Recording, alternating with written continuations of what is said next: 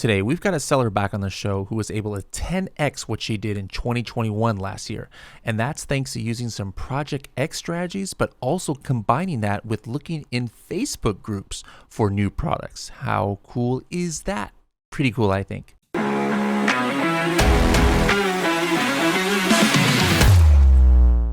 Want to check estimated sales for products you see on Amazon? Or maybe you want to instantly see how many listings on page 1 of a search term result have the actual searched keyword in the title. You can find all of these things out and more with the Helium 10 Chrome extension tool, X-Ray. More than 1 million people have used this tool. Find out what it can do for you by downloading it for free at h10.me/X-Ray. h10.me/X-Ray. Hello, everybody, and welcome to another episode of the Serious Sellers Podcast by Helium 10. I'm your host, Bradley Sutton, and this is the show that's a completely BS-free, unscripted, and unrehearsed organic conversation about serious strategies for serious sellers of any level in the e-commerce world. And we've got a serious seller back with us on the show. So if you guys want to check out her full backstory about how she started on eBay and failed with her first product and learn from Project X and Freedom Ticket after that, make sure to go to h10.me/320. But Ksenia, it's great to have you back here. How's it going? Hi, good. How are you? Now, you were just, we were just talking offline about your recent travels to Africa where you almost got eaten by a lion. I heard lions like Russian food a lot over there, but we'll get back to that in a little bit because we also talk on this show nowadays about, like what people do in their spare time. And actually, my thing is travel, which is why I always, include my intro, something about travel and for the videos and stuff. But anyways, let's first just talk about business anyways. And, it was about, I want to say like a year and a half the last time you were on the show. So catch me up. How did you end 2022? I think you had given me a goal. Hold on. You probably don't remember what you told me. Let me look at my notes here. What Mel said. You had launched your first product. You were looking for a second one or another one, and you were looking to try and get to 500 or $500,000 last year. So were you able to reach that goal? Yes, almost doubled it. I think it was like 960 by the end of the year. So that goal was that was too conservative of a goal, I guess. Wow, doubled it, almost $1 million for the year. All right, talk to me about it. So like, was the second product also in the same niche? Did it sell more than your first product? Walk me through your 2022. Yes, well, all my products are in the same niche, and I think last time when I talked to you was at the Prosper show last year, and then I told you a story when the 3PL messed up the shipment. I don't know if That's you remember right. because Yes. it's right after. Tell me about that again, or tell everybody about that. Yeah, so what happened is that, so my first product was successful. I found the second one. I just launched it, and that was around March when I launched the second product. And like a couple of weeks after I launched the second product, I was using 3PL because there were still issues with the storage limits. And they send so they send my second product to the shipping plan of the first product. I don't know how they did that because it's totally different packagings. It's not even a variation, it's a different product. And I already had, another shipment ready in China for that first product. And I was like, what am I supposed to, that's why I came to you and I was like, what am I supposed to be doing right now? Because I have no idea. How did you find it out again? Like, how did you realize what had happened? They told me. They realized after they shipped it. Like before I got to Amazon, they emailed me. It's like, oh, I think we made a mistake, and I was like, what mistake? Okay, well, so that's product. kind of good. It was before it went live. Okay, and they're like, our bad. And then so how did you end up? What did you end up doing?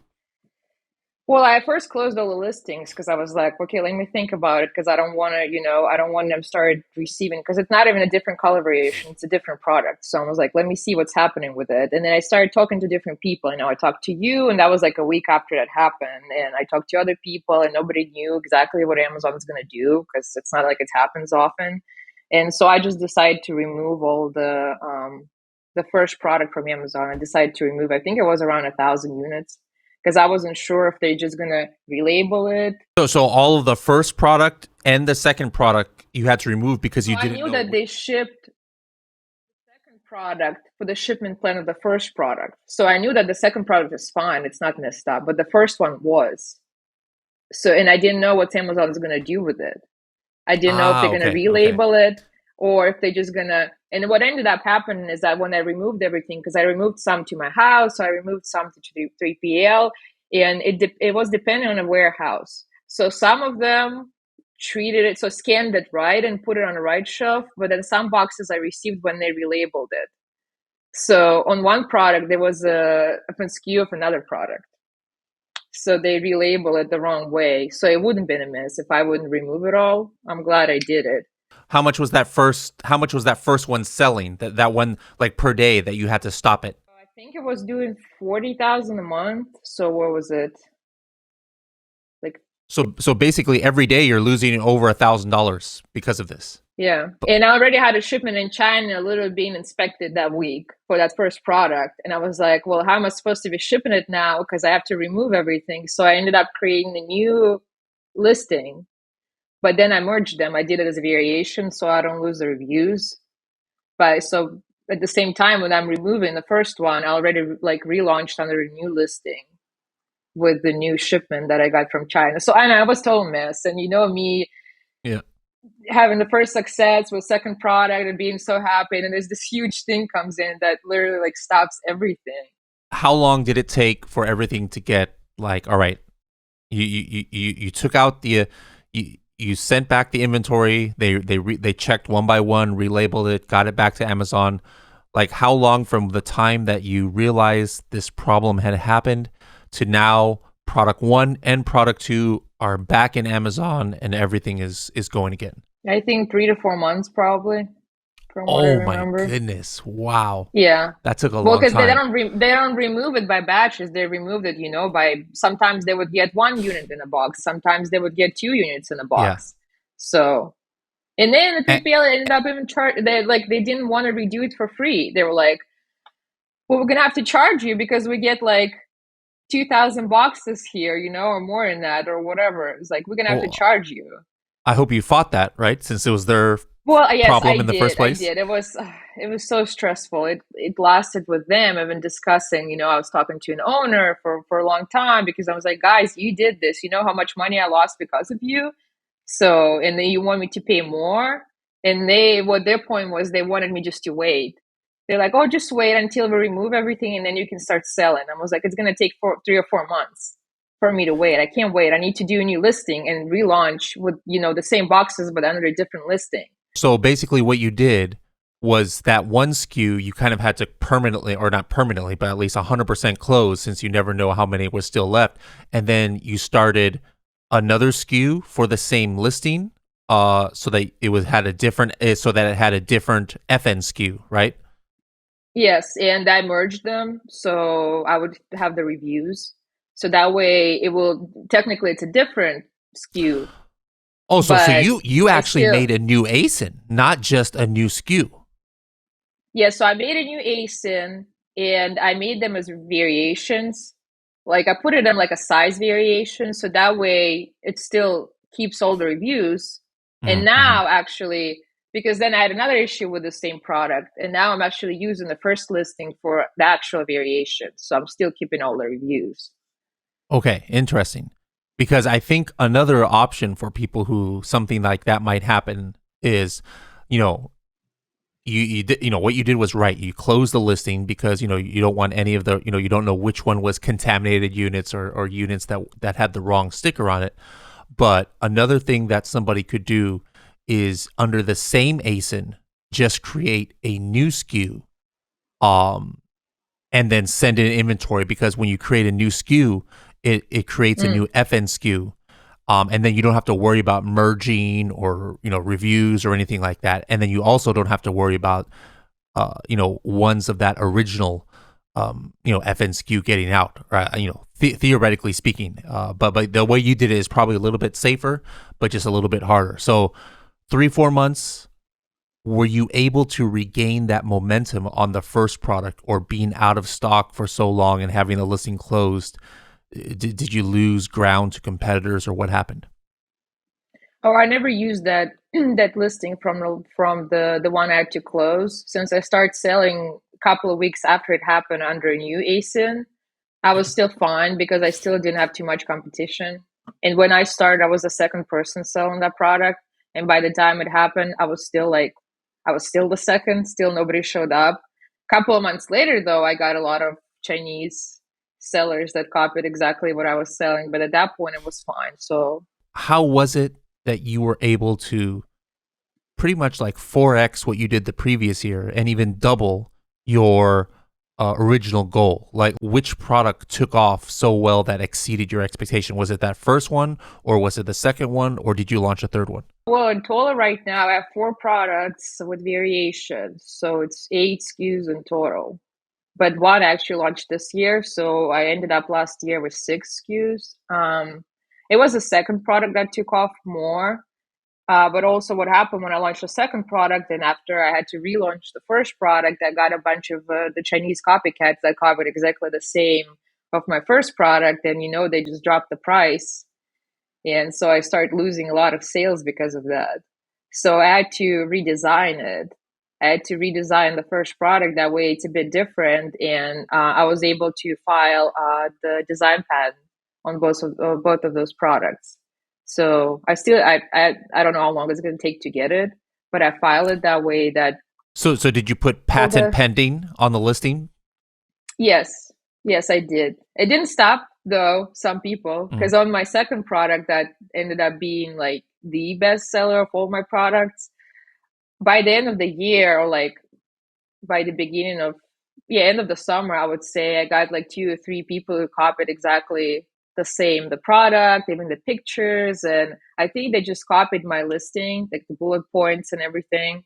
So the first time I was able to remove them because I copyright the listing. So Amazon removed them the first time, but then the second time they relaunched a couple of months later, they were a little smarter, so they just rephrased my listing. They didn't Hmm. copy it word to word, so they rephrased it a little bit. So now I can't do anything about them. They're still there. And until I get a patent, I can't remove Yeah. them. Yeah. Okay. Now, how much did you pay for the? You said it's two different patents you got, or just one? Yeah, too. Did you use Rich Goldstein, or you found you had somebody else that you used for that? No, I had somebody else. My husband is a lawyer actually, and he recommended me an IP lawyer that Nice. he knew. So yeah, so we kind of knew him. I think the first one I did, it actually had to do it before I launched the second product. So it was kind of a guess. I was hoping that it will be the main seller because you're not allowed to file a patent if the product is already launched. So when I reached out to the lawyer, I'm glad. Like it was already on Amazon, but I haven't started selling it yet. And they told me do not start selling it because you're not allowed to until you file a patent. Hmm. So I think the first patent was around I would say like 7,000, probably 7 or 8, because they had to do a search. Because the first product that they Yeah. did, it was a bit like not too unique, I would say, design. So they wanted to make sure that it Mm. will go through. So they had to pay an agency a couple of thousand for the search to make sure that there are no. I knew there are no products like that with exact same design, but they just wanted to make sure for them, that. But then the way you calculated it was like, hey, yeah, this is expensive, $7,000, but you're gonna make that up in more sales once you're able to kick those other sellers off. Is that kind of like why you were okay with paying that much money?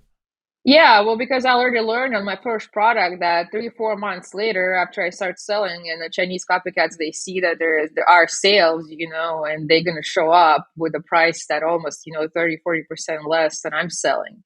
So that's why I had to redesign the first product because that would happen. Because there's at the same time there's like 5 sellers came in with exact the same product as I was selling. Yeah, that's why I lost a lot of sales because of them. So, and I learned that, okay, before I launch a second product, I need to go and apply for a patent. Yeah, and I knew that it's probably not going to stop some people. It's not going to stop a lot of people. There's still going to be some copycats, but it weren't as many as with the first product because I put the patent pending on the listing. What are some other good things that happen? Like now we've been talking about, copycat people and problems with your 3PL. So let's give some people some good stories from last year. Some successes, something that worked out really well for you. Well, what worked out is going back to my favorite Facebook groups.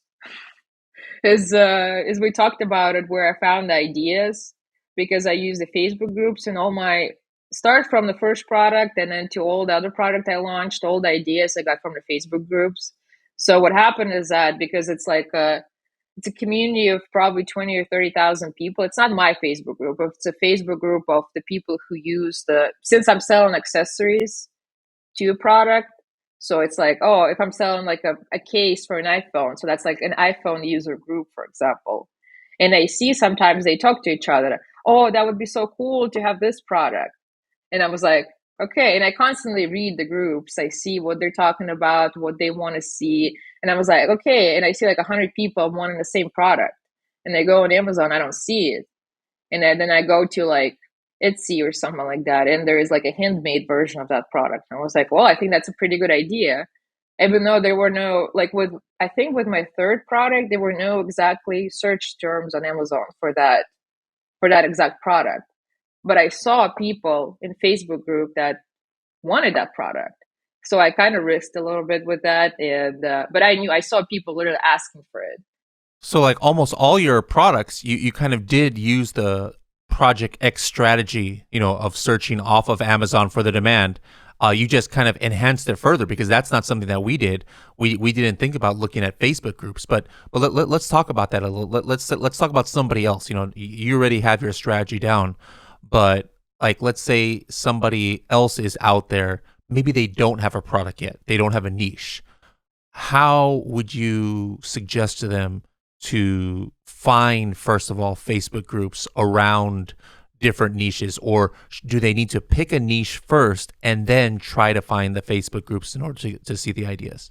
Well, I picked the niche first because I knew I Mm-hmm. want to be in a certain category just because I wanted to have something that I use and I understand because I knew that I'm not going to be able to, tell, oh, if this is a good product or a bad product if I don't use it or if I don't know how to use it or if I don't understand, like I don't know sports, so I'm not going to go, in like sports category or something like that. So, um, I found a niche first, and when I started using the project based strategies to find the first product, the keywords, not the product, the keywords, I started down with like two or three categories. And when I found it, so when I found the category, then I started going to Facebook group. So like I would say probably try to look by the things that you're interested in because you're gonna have to spend a lot of time. Like I spend a lot of time reading what Mm-hmm. people say, what they think. And if you're totally not interested in that category and that niche, you're just not going to do it because Okay, it's every day. hold on a second though, because I'm still like I mean I used to do Facebook groups like all day every day 10 years ago, like in search, but I literally, now that I'm thinking about it, I literally have not like looked for random Facebook groups in probably 10 years. So let's pretend it's the Project X. I'm in the, coffin shelf niche. How do I look for Facebook groups? Do I just what do I just use the search bar and just type in like a general theme like gothic decor and then Yeah. use that filter for groups that but like we'll just does that mean the groups that come up that it has to have gothic decor in the title, or related groups will also come up in that kind of search? Well, I would try with the like a smaller groups that like super oriented in what you're doing. Like if it's a coffin shop, go to Gothic decor, and it might be small groups like 10 or 20,000 people. It doesn't need to be like a million because the smallers are usually more active. And I think what also helped me is it needs to be you open a group and you see is it active? Are people posting there every day? There's Mhm. actually stuff going on or it's just totally dead. And it also works with the things that people are very passionate about. So the product that I'm selling, the actual product, not my accessories, but the actual product, people are like super passionate about the product. So they're constantly discussing, and with my product, what happened is that, so I'll tell later how I launch products now, but some people just buy it and they post it on the group. So every day I open, I see people, oh, we bought this off Amazon, and I'm like, cool, that's my product. So I don't even need to do anything because people are passionate about that. And especially since they wanted like a certain product for a while and then they finally got it. And then like, okay, oh cool, we were waiting for this product for a long time. So like they keep posting and then people in comments start, oh, where'd you get this? And they start sharing links and stuff. And How you got the idea for your product was just from reading, like just, going back and just sitting there and reading, and then people just said, hey, I wish somebody, or I wish there was a product like this, but I can't find it, or something like that. yes, Huh. exactly. Just like And that. are you interacting at all? Are you making Yeah. posts in there, or like asking questions or anything like that, or what are you doing? Yeah. So what I started doing, well, the first what I started doing with the second product, again, I saw it there, what people use, and I decided to add something to my product and add a QR code so I can start building the email list. And so I have something that cost me like 50 cents. And I put a QR code, and I was able, not too many people, but I think I have around 700 or 800 subscribers right now. So what I do now when I launch is that I first do the email list email, when I launch a new product, saying like, oh, I launched this new product. And maybe like I got 100 sales out of 700 subscribers on the first couple of days of when I launched the product. So that was pretty good, I think. And also what I do, I make a post in a Facebook group. So I say, oh, look what I got off Amazon. And I post a product picture, of course, a good product picture showing how good the product is. And I guess I don't say that I make this product, but since I'm also a user, I also genuinely use this product. So I use my own products too. So yeah, I make comments. And it was funny because last product that I launched, when I did that post about my product in the Facebook group, the guy who started the main the Facebook group and actually the CEO of the company that started the main product that I'm selling accessories to, he commented from his personal Facebook account that, oh, you know what? We're coming with the same product a couple of months later. He was like, So he was one of your competitors. yeah, they started selling similar products to mine. Yes. Okay, interesting. So No. so what's a big difference? Going like a quarter of a million to almost a million. What have you had to do differently? Like, have you hired help? Do you have virtual assistants working for you? Are you still handling everything by yourself? Is your husband helping? What's going on? Still me. Just a lot more hours now and a lot more I guess just the feeling of responsibility is totally different because in 2021 I did little bit over 100,000 Hmm. and Oh from wow! a So hundred I, thousand I it's was saying almost a quarter of a million. So you're almost 10x no, now. it's 10x, yeah, 10x. So the first time when I had to place an order for inventory for like 50,000, I was like, what? Like I've never seen a 50,000 on my bank account before. Like when I needed to one time to spend that much money. It's just psychologically, I guess, Hmm. hard to manage that amount. That was the hardest also because it escalated very fast, in a couple of months. It went from being like $5,000 or $10,000 to Yeah. like 50 or 60 or 70. That was like, because I was scared at one point. I was like, what if something goes wrong and I would get stuck with, all this Yeah. $100,000 bill from the supplier. Have you started taking money out, or everything that you're making, you're still putting back into the business? No, I started paying myself. Actually, my biggest mistake that I made last year is was with the bookkeeping because the beginning of the year, I didn't know what's the amount will be of the how much I will sell. I didn't know I'm going to end up with almost 1 million, so I didn't have a bookkeeper. And by the end of the year, by like November, okay, well, it looks like my like 700,000 by November, so I think I need to hire Yeah. someone. So the only person I had to hire is a bookkeeper that told me that I'm going to end up paying a lot of taxes because I didn't have the right structure of the company. Because I didn't expect that I will make so much. Yeah. And you're profitable. I'm assuming. Yes, yes, Yeah. yes. Okay. So So we start. We actually.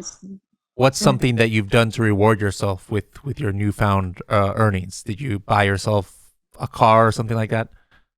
No, no, I didn't. I don't pay myself too much. Well, I went on a pretty nice vacation, I guess, in January, but rather than that, no. I'm still, I don't know. I like to travel. That's the main thing. We travel a lot. Like we Hmm. spend the whole summer in Latin America. We're still working, but still working every day, but at least we can because we both work from home, so we can travel, and that's what we do. I think that's the main thing. I don't really care about like buying cars or something like that. Well, okay, let's talk about that. We'll get back to the Amazon strategies, but I don't know how much you've been keeping up with the podcast, but maybe you've noticed this year. I always ask the guests now, "Hey, what are you doing for your, mental health, physical health?" And I talk about mine. What I do is I like traveling. That's why we always have different intros here. But sounds like your thing for hobbies and recreation is also travel. Would that be your like number one hobby? Would you say? Yes, that's definitely. I know my husband is always laughing at me because usually what I do is we're on a trip and I already start booking another one while I'm not even back from the one that we're on, and he's always like, "When is it gonna stop?" And I was like, "I Yep. don't think it's gonna stop. It's not gonna stop." So he's just Now, now, kind of now, used to that. Well, sometimes I go alone. Sometimes he wants to go. When he doesn't want to go, I go with friends or I go alone. So it doesn't really matter. Now, speaking of that trip in January, tell us about what your life flashed before your eyes, thinking you're going to get eaten by Lion King. Yeah, I was just telling you that we're on a safari and we got very close to a lion that apparently was very hungry because it started circling around our car and licking her lips and kind of looking very like, my dinner, my dinner is here. A couple of Americans here in the car. So yeah, that was scary.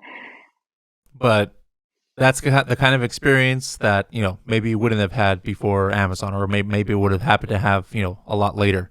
What else is on the bucket list for travel for you guys? Well, I'm going to Central Asia next month, and I think also I'm going to Istanbul, and I mean the place I really want to go to it's Antarctica, but Mm, I hmm. don't know when that's going to happen because you don't really have a good internet connection, and Yep, yep. I can't stop working. It's still I'm not going to be mentally normal. When I can't control every day what's happening, because even in Africa, I still worked for several hours a day, but there, like sometimes it might be you don't have internet connection, you don't have Wi-Fi or something like that. So I was like, I can't do that. Let's talk about that. That's a good segue to get back to Amazon. So thinking about that, where you can't, since like you said, you're trying to handle everything by yourself, you can't really, take a day off or take a few days off.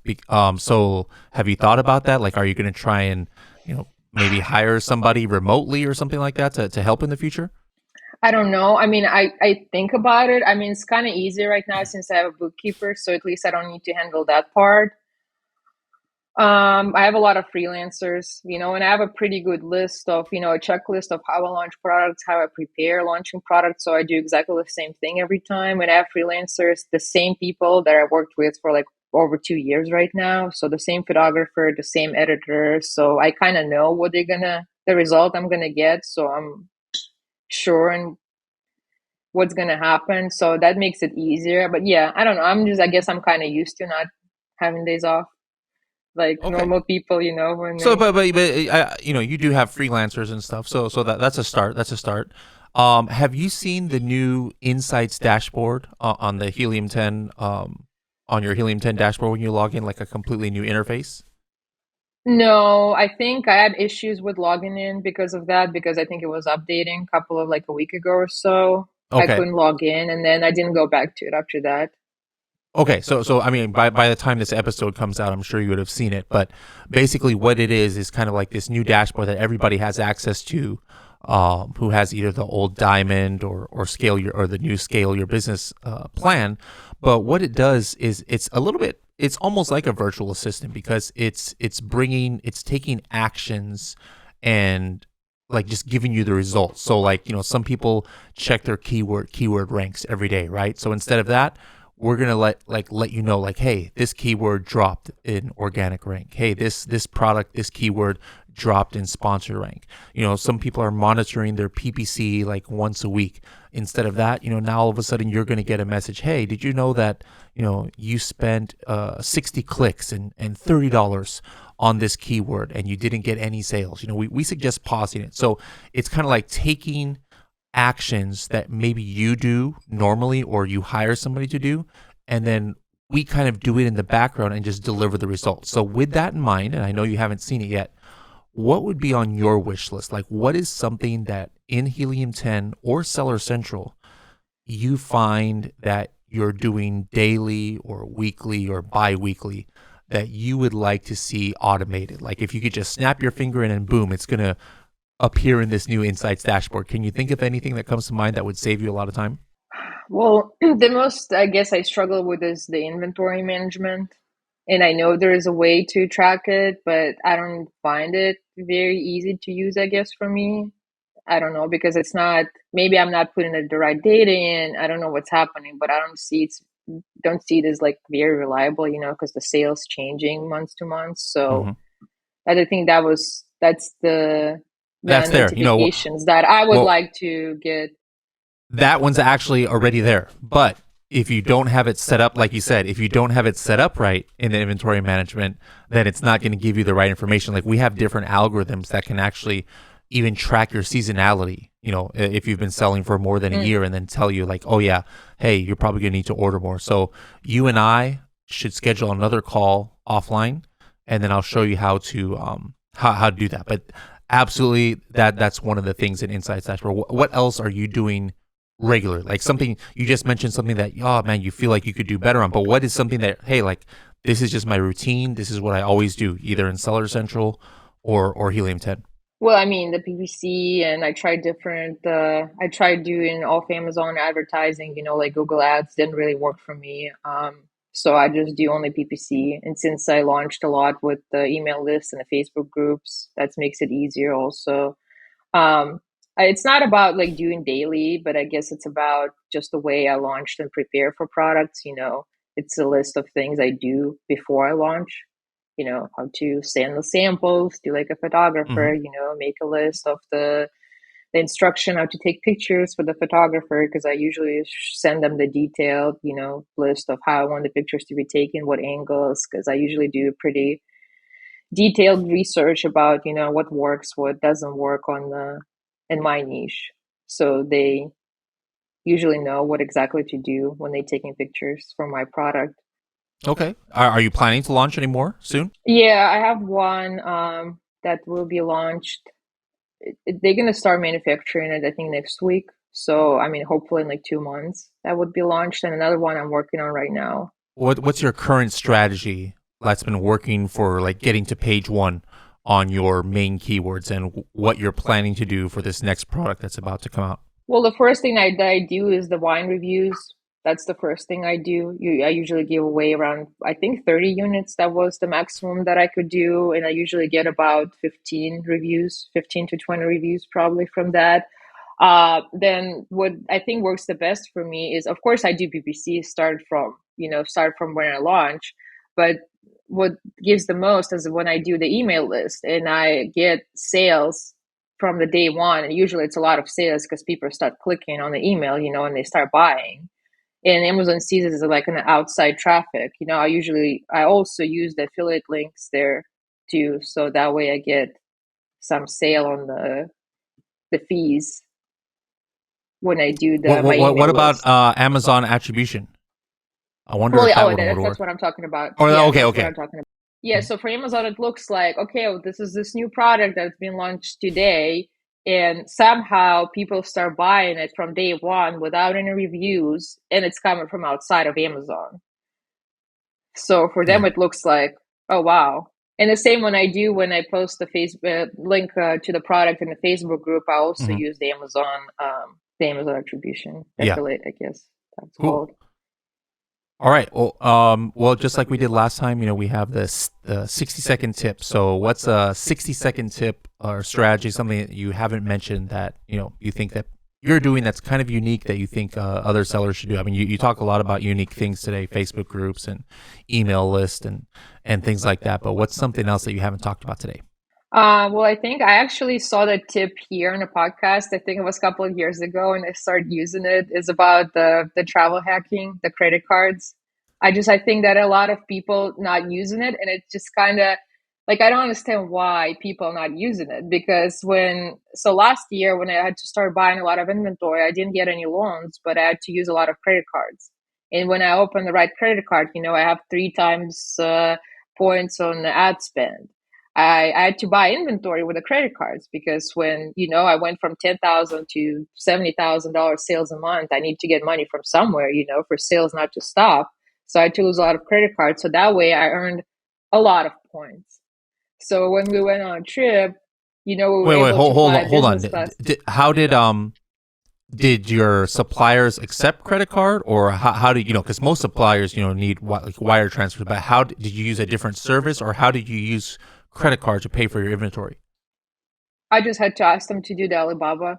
They just had to Okay, do it through Alibaba. Alibaba. So I had to pay for the inventory through Alibaba, but for the forwarder, I had to pay with the just the Oh, wire okay, transfer. that makes So sense. I All right, kind and of then you said, separated, and that was fine. and then you said you got a lot of points because of that. That helped you to be able to get business class. Then. Yeah, yeah. So our trip that we went to in January, that was fully business class, and for a ticket going there, we paid like $5, and the rest was paid Wow. in miles. So, for United first class flight of like 16 hours or something like that.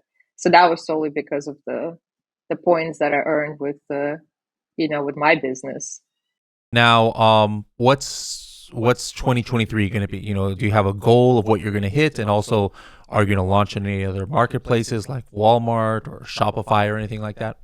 No, I'm not planning to launch on new marketplaces. I think for now, I'm just going to stay on Amazon just because the product I sell it not really for like the Walmart type of people who shop there. It's more for Amazon. My goal is what I'm really trying to work on right now is a brand. So I'm trying to add the brand story right now, the pictures, I decided to add my pictures and tell the brand story, how the brand started. So I think that can separate me a lot from the Chinese copycats because they usually don't do that.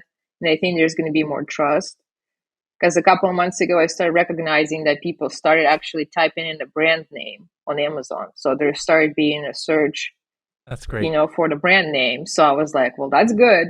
That means that's where I need to go Yeah. because they started recognizing me in that niche. All right. Well, Ksenia, it was been great, catching up with you.